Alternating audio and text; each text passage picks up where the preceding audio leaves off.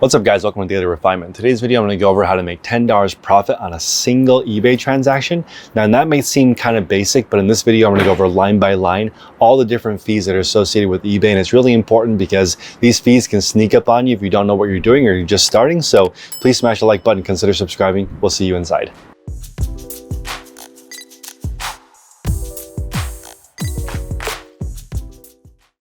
Let me give you guys an overview of this sheet first. So I've actually broken down 1 listing a day, 5 listings a day, 10 listings a day, all the way up to 250 listings a day. But the focus of this video is to go over one single transaction. So we'll focus on the left side of this sheet where it's just one item and go over exactly how to make $10 profit. So I'm actually going to do this sheet from top to bottom and explain every single line. It might be worth pausing and taking notes during this video because it's actually a lot to digest just for one item. And if you actually grasp how to make profit on one item, you can just multiply that by however many items you sell. So we're going to start with the revenue.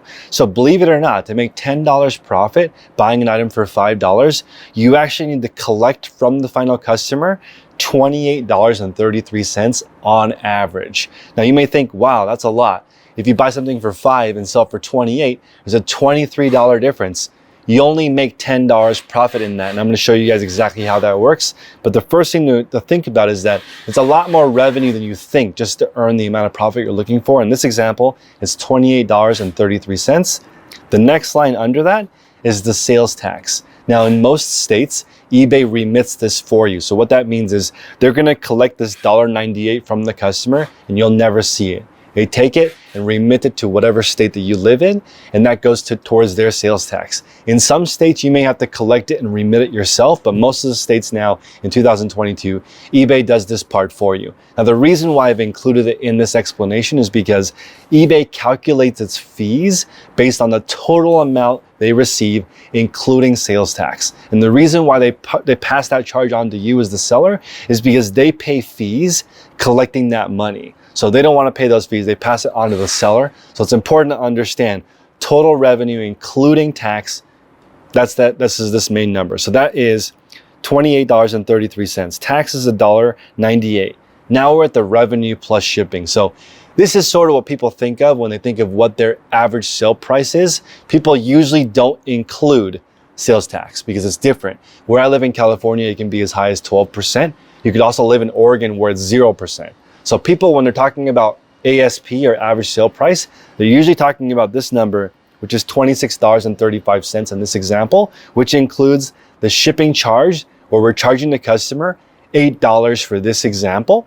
And the reason why I picked $8 is because this is the average of a first class item and a priority mail item. So we're going to use the example of customer paying $8 for the item shipping wise, and then you paying to the post office or FedEx or UPS $8. So it matches up. Now, important to realize that this $8 charge, you pay fees on. So you don't actually get $8 even though you charge the customer $8. So on most transactions, the seller actually loses money on the shipping charge. So you need to factor that in when you charge the next amount, which is the revenue or the cost of the item. If you have free shipping, this number includes the shipping. If you don't, it's different. So it's important to segment this out and really understand why charging shipping usually grosses you and nets you more money than offering free shipping, because the perception to the customer is a bit different on, in this example, $18.33 plus shipping might sound cheaper than $26.35 free shipping, even though it's the same amount, right? So it's important to understand charging for shipping, free shipping is a topic we're actually going to cover next week. Just search, should I charge for shipping or not in my videos, and you'll be able to find it. Okay, so now we have the revenue. That's how much we've collected. Now we're going to talk about what expenses we have in a sale, starting with cost of goods sold, or shortened to COGS. This is a really common business term, and it's what you paid for the item.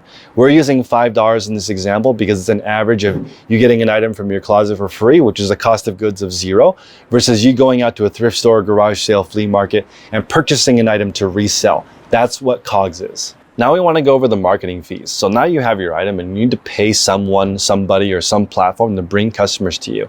In this example, we're using eBay. So eBay, the final value fee, the listing fee, the store subscription fee, and the promoted listing fee are all included in this. So in this example, I have 12.7% in eBay fees, $3.35 is the eBay charge on this. Now note, in this, I'm actually not including the insertion fee because this is you using a free insertion fee, and this is not including top rated sellers. So this is just you selling it without a store subscription and using 0% promoted listings. So if you pay promoted listings, that's going to be on top of this fee. So don't be surprised when you add it all together if your eBay fees are 15 or 20% of the total amount. And again, promoted listings are not required to sell an item. They just give you better traffic. So more people show up. That doesn't guarantee more people will buy your item. It just gives you more opportunities to sell. A lot of sellers get confused and they think that if they buy promoted listings, their items will sell. It's not a guaranteed sale.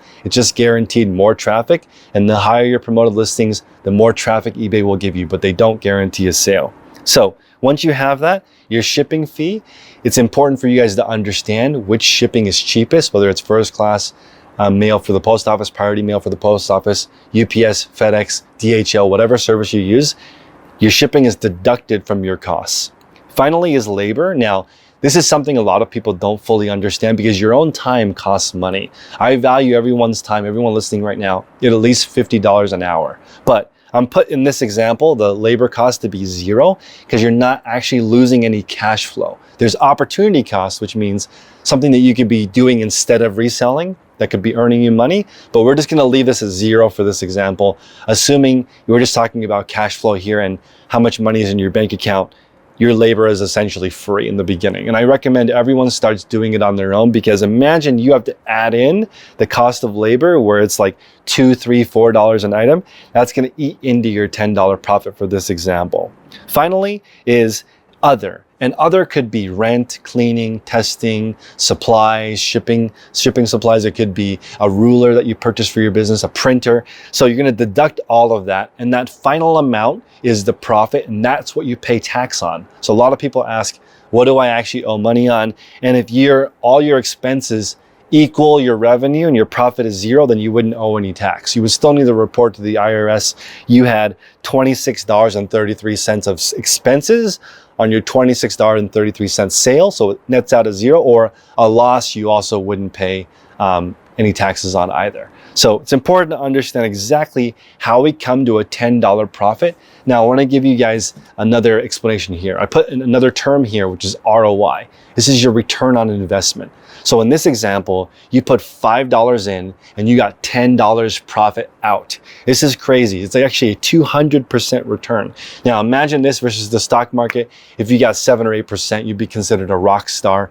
This is 200% in way less than a year. If you're selling your item in a month, it's actually annualized, it's like 2,000% interest on it. So really important to understand reselling is a really good way to multiply your income, but it's not passive. Okay, you got to go in there, find the item, ship it, do all this math, and then file your taxes. This is like a lot of work. So it's very, very active, but you're getting a tremendous return on your money. You're putting in 5 and getting 10 out. So one final part of this, in our podcast, the Reseller Podcast, you can actually join if you need more mentorship at patreon.com/the Resellers Podcast. This is the holy grail of reselling where you put $5 in, you get $10 out of it. You can use the $10 to buy another item or 2 items and repeat this process. And what happens in this scenario is you're actually not taking money out of your own pocket. You're using the eBay business to grow both your item count and your bank account. So as an example, let's say you sell 2 items and now you have $20 profit and you put in 10. And you use that $20 profit to buy 3 more items for $5 and you put that $5 in your bank account. Now your bank account, which had 0 in it, now has $5 in it, and your eBay store had 1 item in it, now it has 3 items in it. If you repeat this process over and over again, you can grow your bank account and your eBay store at the same time. Most people do the opposite. They actually spend money, they're going in debt because their bank account's getting smaller and their items count is growing, but they're not selling more items. So it's really, really important to understand this video. I highly recommend you guys watch this video several times. If you need more help, please join the Patreon at patreon.com/the Resellers Podcast. If you join at the annual level, you get a full year of asking me as many questions as you want, or my colleague Tech and Sports, who in my opinion is the undisputed king of eBay, selling, not listing, selling more than 250 items a day. So I appreciate you guys. Until next time, make progress daily.